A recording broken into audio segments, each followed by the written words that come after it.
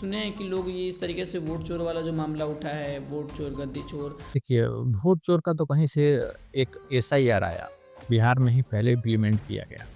अपने कमी का ठीकरा आप किसी और पे फोड़ नहीं सकते हैं। 2-3% वाले को उप मुख्यमंत्री की आप घोषणा करते हैं चुनाव के पहले, 18% को आप टिकट भी उसको सम्मानजनक आप नहीं दे पा रहे हैं। आप क्या कर रहे हैं?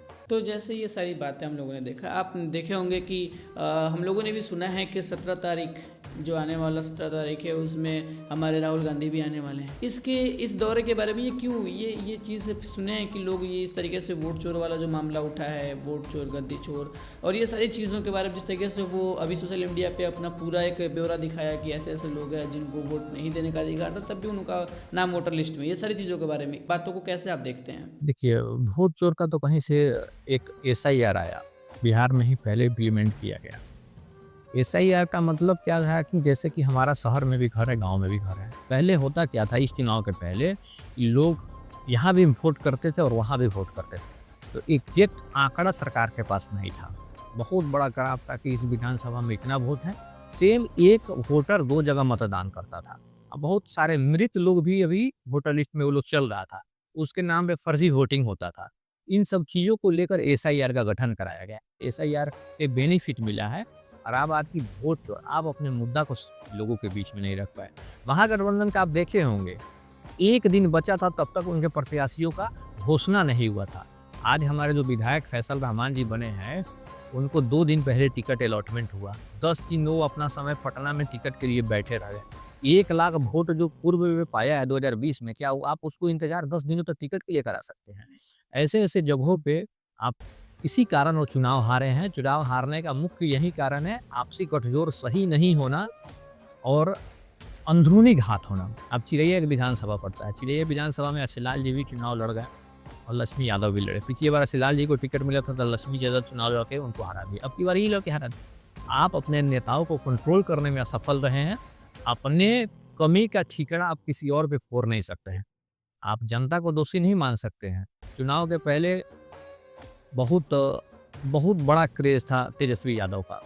युवाओं में इस तरह से था कि हमको जैसे लग रहा था कि बहुत टाइट फाइट होगा। मेबी तेजस्वी का सरकार बन जाए, हमारी पार्टी कहीं पीछे ना रह जाए, ऐसा हम लोगों को लगता था। लेकिन जब टिकट वितरण का कार्यक्रम उन्होंने जब शुरू किया और जब देखे कि भाई राबड़ी आवाज़ में लोगों का रोना, लोगों का भागना, ये कहना है कि मतलब वो लोगों को डिसाइड नहीं कर पाए कि मुझे अपना टिकट देना है किन लोगों को। और यही है कि उनकी ट्यूनिंग, उनका जो संगठन है, उनके टीम के लोग मिसगाइड हो गए। महागठबंधन के जितने भी प्रत्याशी थे, महागठबंधन के, यहाँ तक देखा गया कि महागठबंधन के प्रत्याशी एक विधानसभा में 2-2 लड़ रहा है। एक राजद से लड़ रहे हैं तो एक वीआईपी से लड़ रहे हैं। ऐसा स्थिति देखने को मिला। तो भाई कमी खुद आप में था, महागठबंधन के नेताओं में था। मछली पकड़ने का वीडियो लोग डाल रहे हैं। भाई जनता को आप क्या दिखाना चाहते हैं? मछली पकड़ के आप क्या मलाह के मसीहा बन जाइएगा? ऐसा कुछ नहीं है। मछली पकड़ने से कोई मलाह के लिए आप क्या कर रहे हैं? आप अल्पसंख्यक का वोट लेते हैं।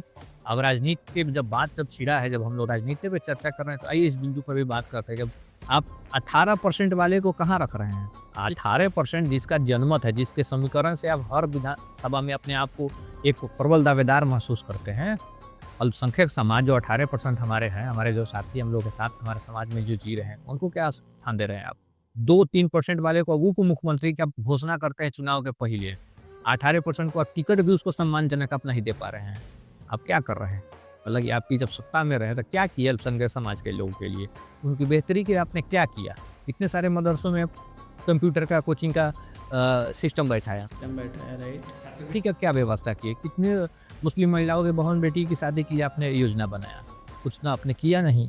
आप तो चाहते हैं कि हाँ, अल्पसंख्यक समाज पढ़े लिखे नहीं, हमारा झंडा धोते रहे और हमारा समीकरण जिंदाबाद रहे, तेजस्वी जिंदाबाद रहे, तेज प्रताप जिंदाबाद रहे और हमारे जैसे ही हम लोग लोकतंत्र के युग में राजतंत्र का मजा लेते रहे।